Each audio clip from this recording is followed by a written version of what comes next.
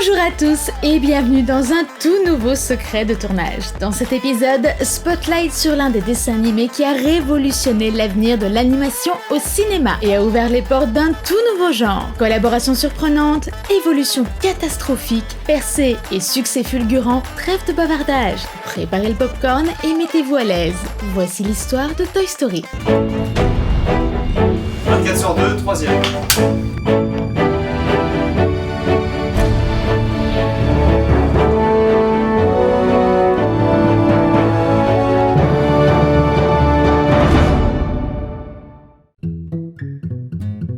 Tout débute avec un certain John Lasseter, véritable passionné d'animation qui voyait toujours plus loin. Engagé chez Disney, Lasseter propose de façon régulière à Disney des idées de courts-métrages qu'il voudrait produire. Mais saoulé par l'insistance de Lasseter, Disney finit par lui prier de plier bagages et d'aller voir ailleurs s'ils y sont. De son côté, Steve Jobs, Steve Jobs, qui venait de quitter Apple, se retrouve à la tête de Pixar, précédemment appelé Graphics Group avant son arrivée, et filiale de la très célèbre société de Lucasfilms.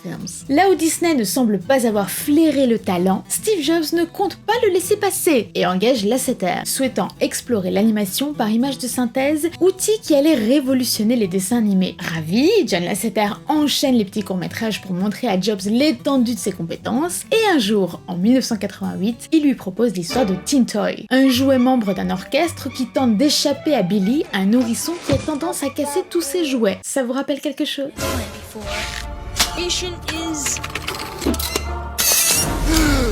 Mais au-delà de montrer ses compétences, le film permet surtout de tester le logiciel Photorealism Render Man qui permet aux animateurs qui n'ont pas énormément de connaissances en informatique de contrôler tout de même les mouvements des personnages. Une petite révolution qui permet à bon nombre de techniciens d'animer ces personnages.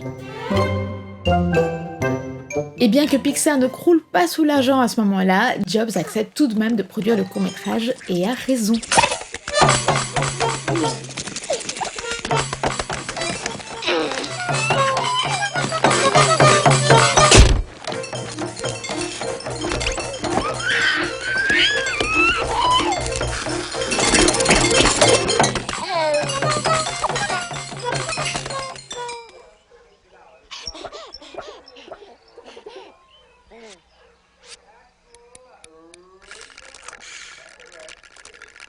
Véritable succès triomphant, le film est le premier film en images de synthèse à gagner un Oscar. Oh, this is great, Joey. We did it.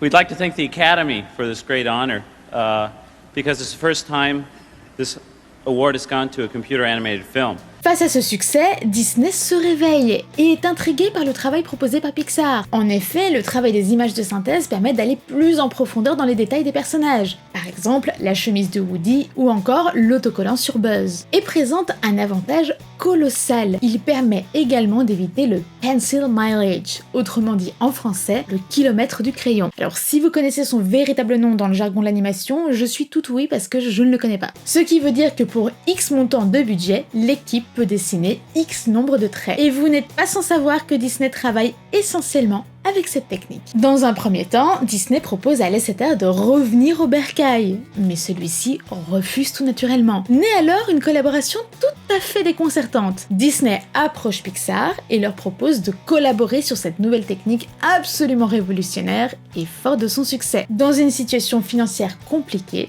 Pixar accepte et le deal suivant est installé. Disney profite des compétences en animation de Pixar et en échange, elle investit 26 millions de dollars pour produire et distribuer jusqu'à 3 longs métrages. Et pourquoi pas finalement s'inspirer de l'histoire de Tin Toy qui fut un succès retentissant.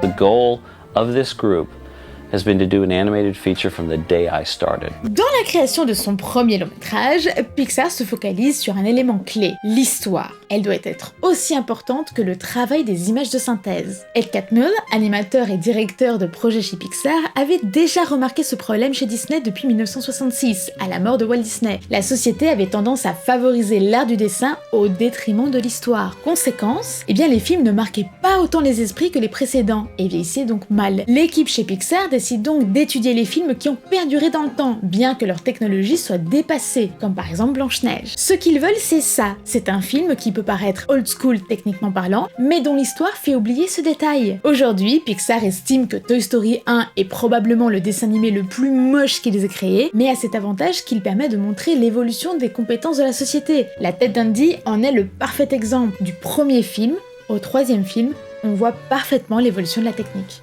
Parallèlement sont engagés Andrew Stanton, Joss Whedon et Joel Cohen pour mettre sur pied un scénario. Contrairement aux habituels personnages de Disney, les scénaristes prennent le parti de personnages plus cyniques. We felt it makes sense that Woody doesn't look immediately like a kid's favorite toy. Et Pixar décide même de n'y mettre aucune chanson pour gagner en maturité.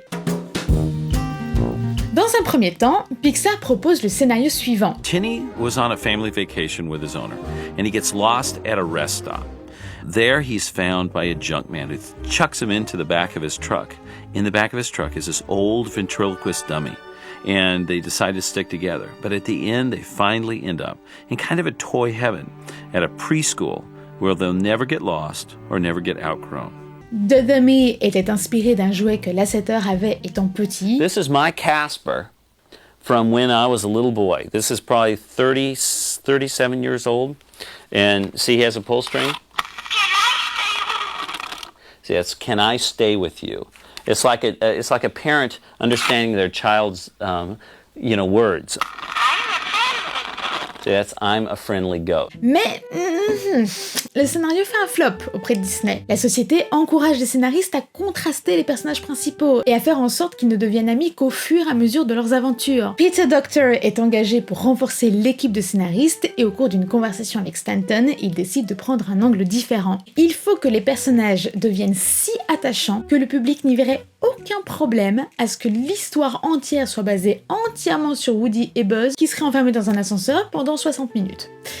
Un nouveau scénario est alors proposé. Tony devient le jouet favori à la place de la poupée ventriloque. Les deux sont jaloux l'un de l'autre, ils se disputent tout le temps et finissent par être abandonnés à la station essence. Ils rattrapent tant bien que mal la famille dans une pizzeria, échappent à des enfants qui détruisent les jouets et le film se termine par les jouets qui poursuivent le camion de déménagement. Mais au fur et à mesure des propositions de scénario, les changements se multiplient. Tinny, le membre d'orchestre, devient un soldat militaire, puis un astronaute dont les habits sont inspirés des astronautes d'Apollo et de G.I. Joe, et s'appelle d'abord Lunar Larry, puis Thames de Morph, puis finalement Buzz l'éclair en hommage à l'astronaute Buzz Aldrin. C'est d'abord un jouet pas très intelligent, mais heureux et conscient d'être un jouet, avant de finalement devenir un jouet un peu moins bête, mais conscient d'être un jouet. Un autre scénariste propose d'ajouter, pour donner du piquant à l'histoire, le personnage du T-Rex, ainsi qu'une poupée Barbie qui vivrait une histoire d'amour avec Tinny, personnage qui est aussitôt éliminé puisque Mattel refuse de céder les droits de Barbie, et c'est alors l'apparition de Bo Peep, la bergère. La poupée ventriloque, quant à elle, devient, sous les conseils de Bud Luckey, un concepteur de personnages, un cow-boy prénommé Woody, en hommage à Woody Strode, acteur de western. Le scénario finit par être validé le 19 janvier 1993,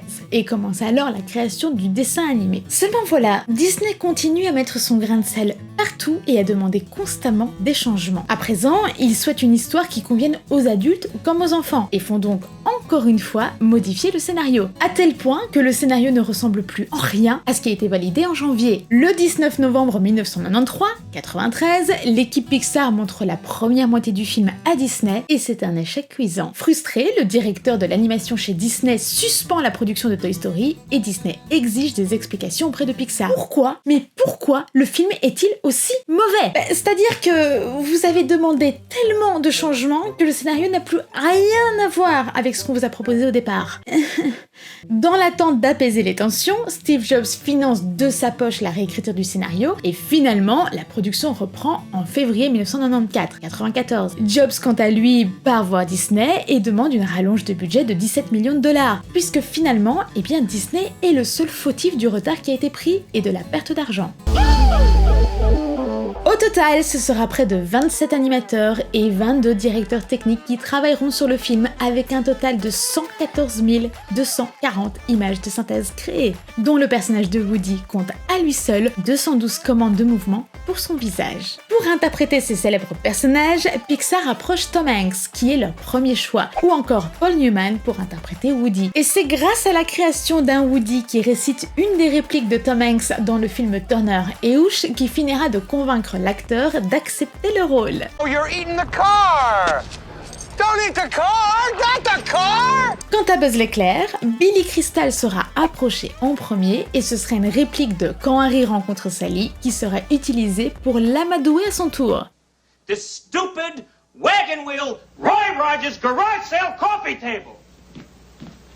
Mais en vain, puisque l'acteur refusera tout de même le rôle, estimant qu'il ne correspond pas au personnage. Une décision qu'il admettra des années plus tard avoir regretté, compte tenu de la réussite du film. Seront également approchés pour ce rôle Bill Murray et Jim Carrey, mais c'est finalement Tim Allen qui obtiendra le rôle. Au même titre que le court-métrage, le film sera un succès, devant faire un minimum de 75 millions de dollars pour atteindre le seuil minimum de rentabilité. C'est la coquette somme de 361 millions de dollars qu'il atteindra au total. Un franc succès pour cette petite société d'animation qui en avait clairement sous la pédale.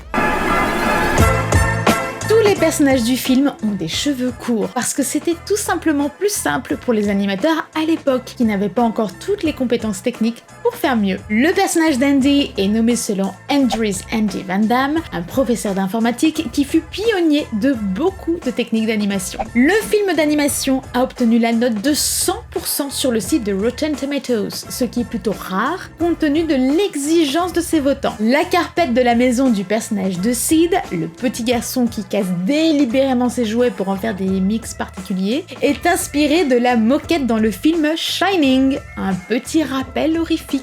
Le père d'Andy n'existe pas dans le film, pour la simple et bonne raison qu'il n'y avait pas assez de budget pour le créer. Mais par contre, pour créer les soldats et cibler avec perfection leur manière de marcher, les animateurs se sont amusés à s'accrocher des planches aux pieds et à se promener avec dans leur bureau, bien pour voir tout simplement comment ils marchaient avec. Et si vous êtes arrivé jusqu'ici dans la vidéo, je vous invite à m'écrire 212 en commentaire. J'espère que cette seconde vidéo sur un dessin animé vous aura plu. Moi en tout cas, c'était un plaisir de la faire. J'ai adoré apprendre l'histoire de ce film. Il n'y aura exceptionnellement pas de vote pour le prochain secret de tournage pour la simple et unique raison que je vous ai promis sur Instagram de faire une vidéo sur les secrets de tournage de Sex and the City puisque la série fête ses 25 ans cette année. Merci quand même à vous pour votre fidélité. Vous êtes toujours là au rendez-vous. Vous êtes absolument magique. Moi je vous dis à très vite pour la prochaine vidéo. Prenez soin de vous d'ici là et de votre entourage évidemment. Allez, coupez!